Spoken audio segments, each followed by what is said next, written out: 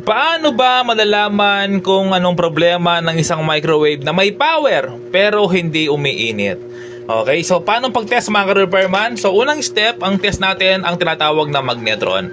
Ito po yung 90% na problema kapag may power pero hindi umiinit. 10% ang kanyang kapasitor. So bali ito, no? Test natin, gamit tayo ng tester, select natin lang X10. Continuity po yan. So ngayon, alisin natin ang ating terminal. Dalawa po yan. 1, 2. Tagal na po, no? Okay, sa pag-test, ganito lang. Sa ilalim, yung test probe sa kabila. Yan, no? Tapos, ito po yung sa body. Diyan natin i-connect yung isang test probe. So, yun. May reading mga ka-repairman, no? Nahanap na natin yung problema. Ibig sabihin, magnetron po yung problema. Ayan po, sira na, oh. Open na po. So, kailangan wala pong reading yan, no? Okay. No? May reading na. Ibig sabihin, grounded na po yan, no? So, yun. Tapos, paano malalaman kung good yung magnetron? Ganito lang. Ito po yung example natin na magnetron plug, no? Iisa lang po yan. Ito po yung tinatawag na magnetron plug. So, ito po, same lang, no? Kaka-order ko lang sa online. So, ngayon test natin sa ilalim, tapos sa body.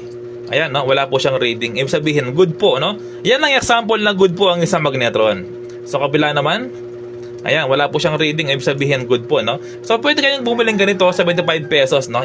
Ipalit nyo lang. Pero, back job po ito, no? Sa lahat ng mga ginagawa ko, back job to. So, mas maganda kung bumili ka ng bago, no? 650, 700 sa online, yung ganitong klase, no? Ayan. So, ito yung kanyang tatak, E422. No? Kung bibili ka, mas maganda kung itama mo yung nakapangalan, no? Para walang problema. So, tapos, halimbawa, kung okay naman yung magnetron, no? Ayaw uminit, may power. So, ito yung check mo. Yung tinatawag na capacitor. Okay, paano mag-check ng capacitor? So, ganito lang, no? So, kailangan mong hugutin yung isang terminal. Ayan, hugutin mo yung isang terminal. Okay, kung meron kang pang short mo muna. Ayan, no? So, wala naman siyang spark. Tapos, safe nang i-tester rin yan. X1K, ang range natin sa capacitor ng microwave, no? X1K. Tapos, ganito lang pag-test. Tignan niyo po yung tester, no? Ayan, may reading ng konti. Balik natin. Ayan, no, gumagalaw na ng konti. So, ganyan po yung pag-test ng capacitor. Ibig sabihin po, kapag ganyan ng reading, okay po ang capacitor. Ayan, no, okay yung capacitor. Kapag hindi gumagalaw, or mataas yung reading niya, ibig sabihin, sira na po, no? So, ipapakita ko sa inyo kung ano yung sirang capacitor ng microwave. So, ito po, no? Capacitor ng microwave yan. Save lang to, yung nakapasok doon. So, ganito lang malalaman kapag sira ang microwave. Ay, sira yung capacitor ng microwave. Okay, good to, no? Okay, example ulit, no? Ng good na capacitor. Yan, good po yan, no? Alam nyo kung bakit mahina yung reading niya? Kasi 0.70 lang to.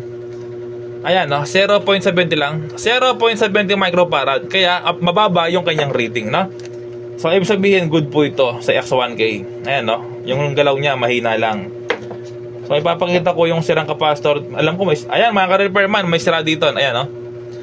Ayan, kapag ganyan na reading, sagad po siya, ibig sabihin, sira po yung capacitor ng microwave. Ayan, kapag ganyan, ibig sabihin, palitan mo na. Marami sa online ng capacitor. Ayan, kung gusto mo, bili ka sa junk shop. Mas makakamura kayo, no? Tapos, yung mga pyesa, pwede mong gamitin. So, sa junk shop lang ako bibili ng yung mga capacitor na mga second hand, no? Na mga capacitor ng microwave or yung buo, no? Binibili ko ng 300 pesos. Buo na po siya, no? So, kung minsan nakaka-jackpot po tayo, okay yung magnetron.